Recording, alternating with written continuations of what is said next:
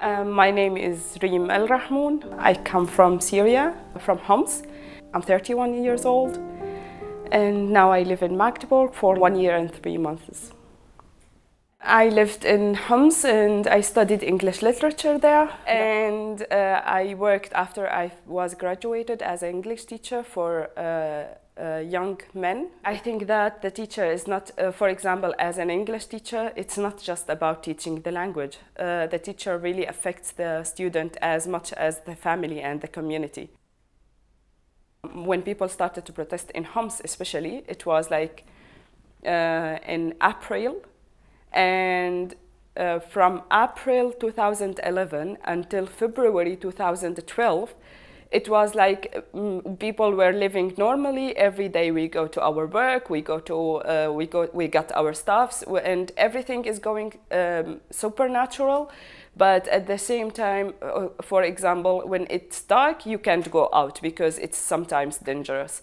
But when I felt like it's really war and we are in danger, it was February 2012, because that was the first time I heard the bombing in Homs. It was like it bombs in my heart because it was really too loud and too scary, and I couldn't sleep sometimes because they bombed even at night.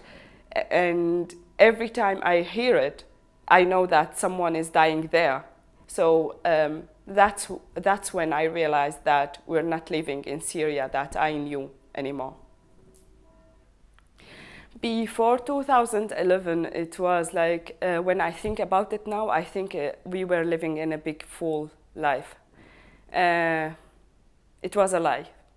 We thought that we love each other. We thought that everybody is living normally with everybody. Alawis mitsinnis, mitshis, and we were like friends. We go to each other, we visit each other.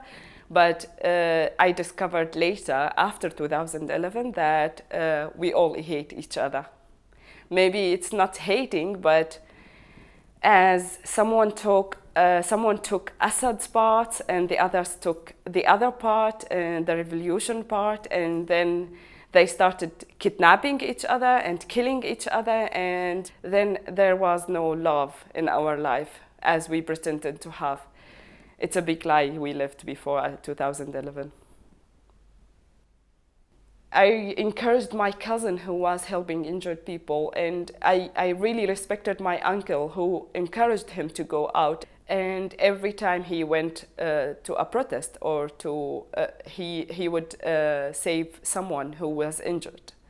And actually he was killed saving someone. And I really respect him, and I respect his memory. He was 19 years old, and I feel nothing comparing to him. I lost 5 of my cousins just because they wanted to have freedom. They wanted to say that they wanted respected work. They wanted respected health care. They want things that when I came here realized that it's our right. It's our right to not to have problems going to the doctor, for example, because we can't pay for him. We can't afford going to the doctor. It's not right that we can't afford going to the university. Sometimes people work, 3 brothers work, so one of them can go to the university because the others can't afford it. And it's not right. It's not right. It's your right to work, it's your right to learn, it's your right to have the ability to go to the doctor to say, I am in pain. And that's what we demanded. And we were killed because we demanded that. Actually, I couldn't watch the news because in the news they would say, today 100 people were dead in Syria, today 50 people were dead in Syria, today 70 people were killed in Syria. And we were always numbers.